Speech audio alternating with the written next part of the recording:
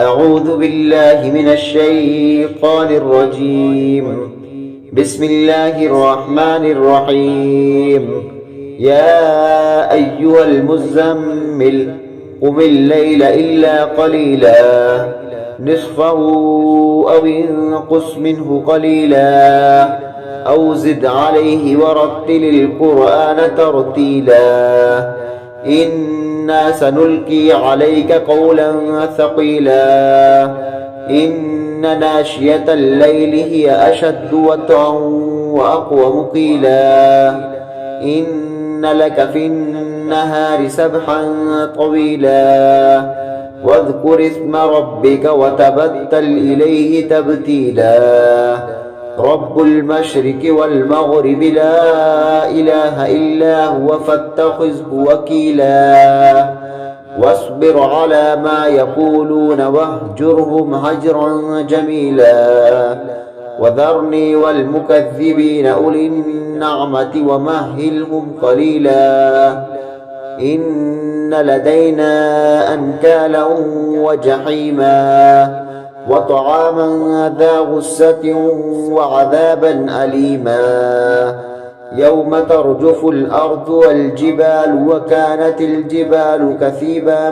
مهيلا إنا أرسلنا إليكم رسولا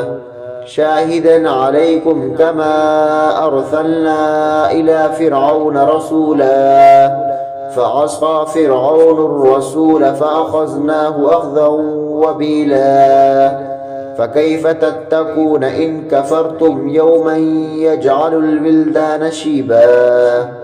السماء منفطر به كان بعضه مفعولا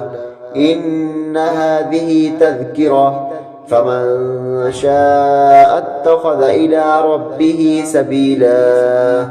إن ربك يعلم أنك تقوم أدنى من ثلثي الليل ونصفه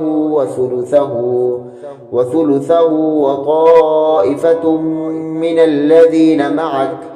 والله يقدر الليل والنهار علم أن لن تحصوه فتاب عليكم فاقرؤوا ما تيسر من القرآن علم أن سيكون منكم مرضى وآخرون يضربون في الأرض يبتغون من فضل الله وآخرون يقاتلون في سبيل الله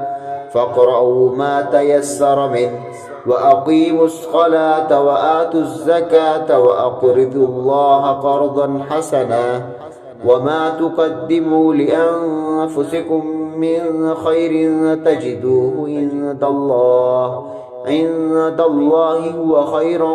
وأعظم أجرا واستغفروا الله إن الله غفور رحيم صدق الله العظيم.